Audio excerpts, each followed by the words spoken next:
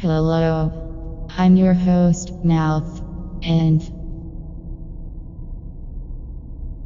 today I'm alone. My co-star, Pete. Something went wrong, and now I don't know what to do. At some point I found myself spiraling, and I guess this is my home now. My house. My funny house. I suppose. Yeah, that was basically my mindset at the time. Yeah, You just kept making shit until it made until it made sense. I mean, yeah. I don't know what to tell you, man. That's just so fucking stupid, but I love the type of shit, you know? I Yeah, love it. I know what you mean. Like, Sorry hold on. to interject, but we are officially recording. Oh, So shit. Fuck, sorry. Mouth, when did you Sorry start? about that. When did you start recording? When did you? Okay, never mind. Sorry, Mouth. Yeah, let's start the show. let's do that. So Coyote, Anyway, you just, sorry. Oops. Were you gonna? Sorry. No. Okay, Yeah, you you can okay. go. Okay. Okay. So, what were we talking about before we Oh, we were. You asked about. okay, right, like your thought process. Yeah, like you were asking about earlier before we started recording. You were asking about like my mindset, and I guess my workflow at the time, back in like 2018 for putting out. Right. Okay. Yeah. Hold on. Let me just. I wanna like restate the question so that people at home actually have a clue what we're talking about first. Oh, sorry. What? They don't even know who he is yet. You should introduce the guy first. Yeah. Right. Probably a good idea. So today with us in the studio we have. I mean, how would you introduce yourself? Yeah. Well, my name is Coyote. I am a coyote primarily, but I'm also a multi-instrumentalist, a DJ. I campaign for various social issues like drug policy reform, like safe injection, decriminalization, that sort of thing. I also work with queer issues and queer identity, our mental health, both collectively and individually. So I guess in that regard, you could consider me an activist, but music is the main thing, yeah. Yeah, and I mean, music. It's good that it's the main thing, because that's what those are mainly what the questions I have prepared for are about. So the latest album of yours that's coming out in like what, like, Yeah. is it like 4 days now? 4 days? Yeah, yeah, 4 days. I think that's true, and I find it hard to believe myself. Yeah. Yeah. Wow. Yeah. So this is your first album that you're not self-releasing. Is that correct? Yeah. So up until about a year ago, I had this sort of game plan that I was only going to distribute my work via cassette tapes that I'd hand out to people at like McDonald's and shit. Kind of like a Daniel Johnston type strategy, right? Yeah. Right? Is that? Yeah, exactly. Daniel Johnston was actually one of my biggest influences, but I think you can only really notice that in some of my earlier work, because back then I was working with this old Tascam 4-track thing, and not only were my cassettes old as hell, so the sound quality was kind of horrible. The machine also had this like constant whirring noise that would always happen whenever I'd record. It was just the motors, I guess, but it was so obvious in all the recordings that it made it kind of just impossible to enjoy listening to most of the time. I mean, if lo-fi, if you like lo-fi stuff, it had like that kind of vibe to it, but it was just really loud most of the time.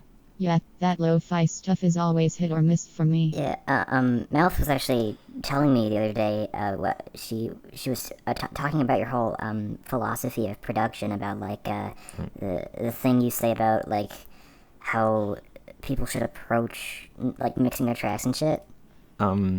Yeah, that's well, I haven't really thought about that whole thing in a while. Basically, a few years ago, I made this sort of like manifesto, I guess, on my old website about. I guess we're sort of complaining really about what tends to be said about like the process from start to finish of writing a song, and I focused a lot on production and mixing and mastering and stuff because that's what I was super interested in at the time. And I basically said that most, or at least like most lo-fi stuff is just poorly mixed, and that even with like like a $10 shitty microphone, there are just things people can do to make their music way better that are entirely free and easy, but that no one seems to do.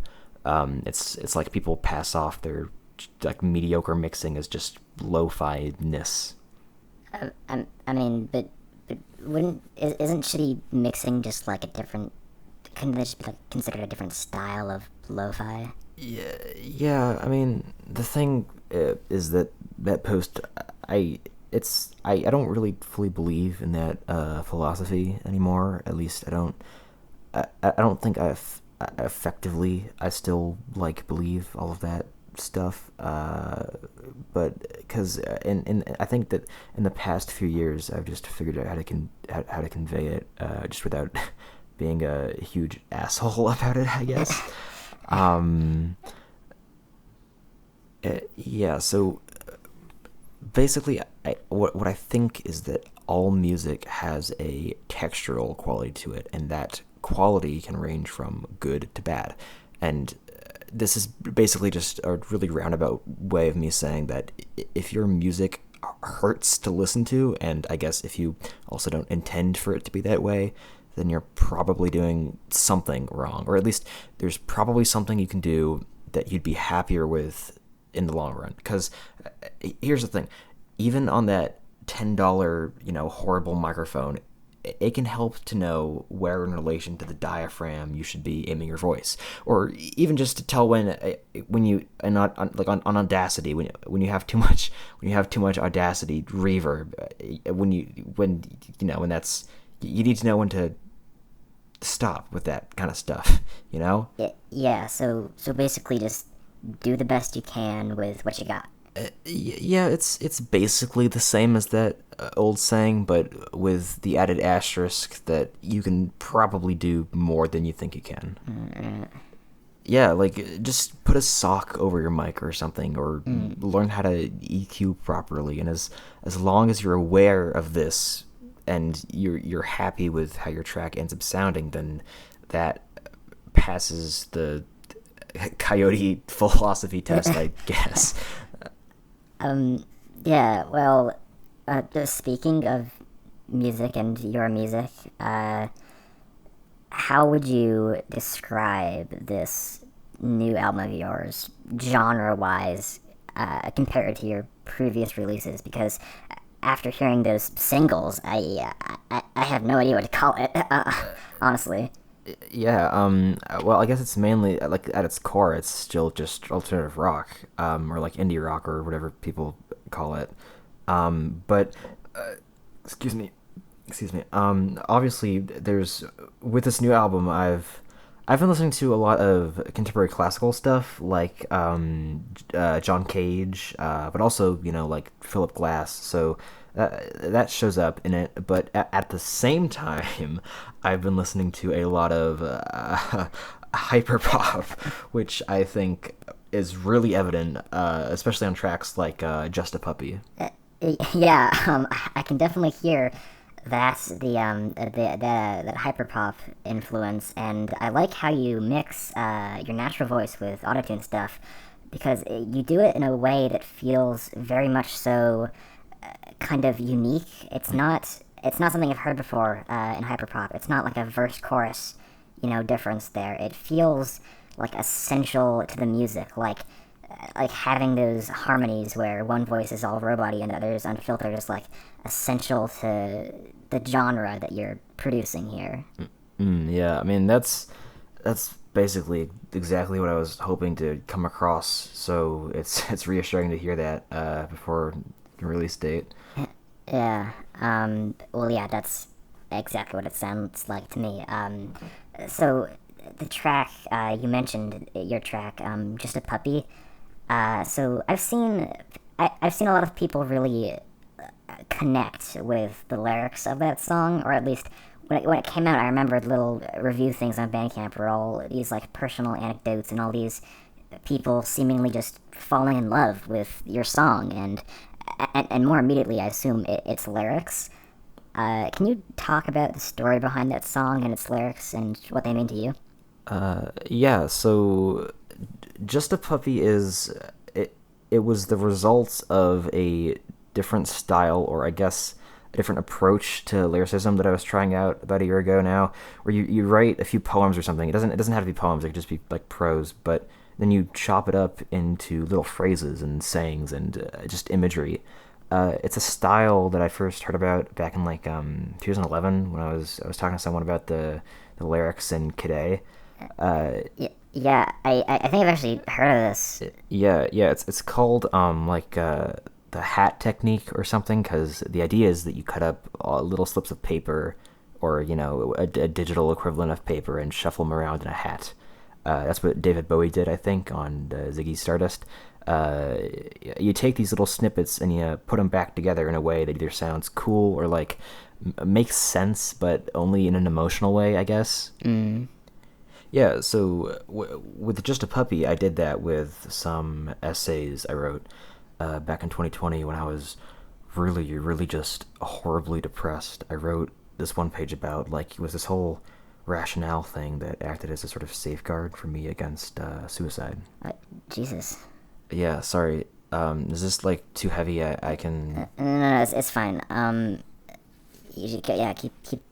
You're fine. Just yeah. Okay, so I wrote these paragraphs basically as a way, as a thing that I could look at or just keep in mind whenever I would think about suicide. It was the most pessimistic bullshit you can imagine, just pure, like, absurdist spite in the face of the universe. Basically, I argued that even if you die, there's no escape per se, because the thing is, escape is a concept only defined via prior experience. Like, when you die, you're not gonna feel anything. There's not gonna be some sense of release. It's realistically, when you kill yourself, the last thing that you're gonna feel is terror or sadness, because when you die, you stop being. When people imagine death, they think of the abyss or blackness, but really, when you die, there really won't be anything. Not even blackness, not even nothing. There won't be any more you to be anything. I wrote that essay, if I recall correctly, right after I saw this anti-suicide ad thing on the TV.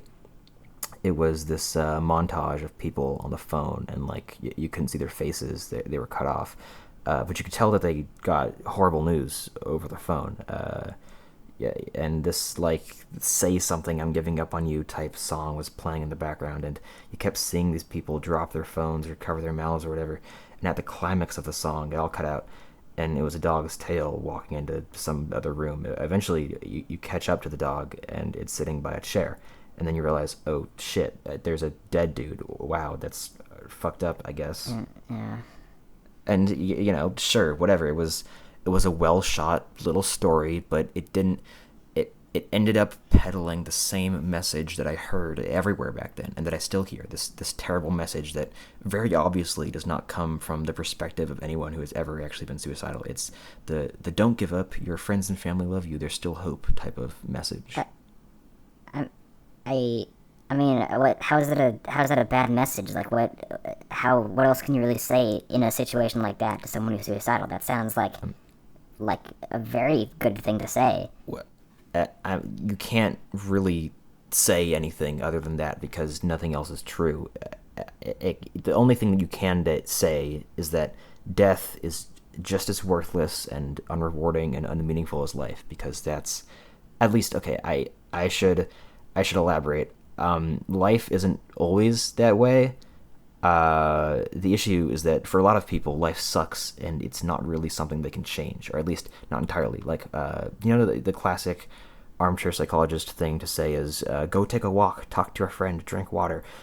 But the issue is that if I want to take a walk, like in a park, first I have to walk 2 miles through all this strode bullshit, and the only sights on the way are various fast food chains and old factories. And there's no trees, no shade.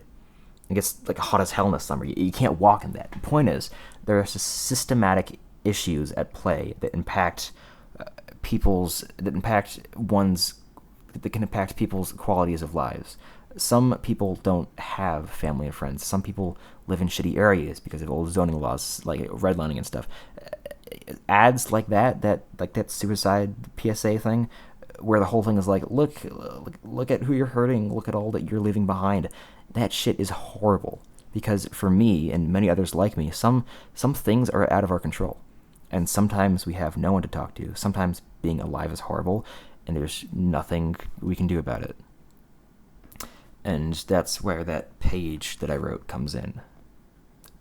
Suicide is not the easy way out, because it isn't a way out. It doesn't do anything, and sometimes the hard way out just doesn't exist.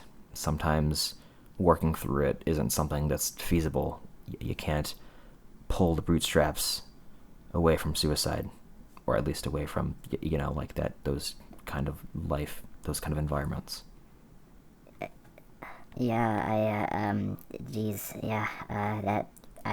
makes sense.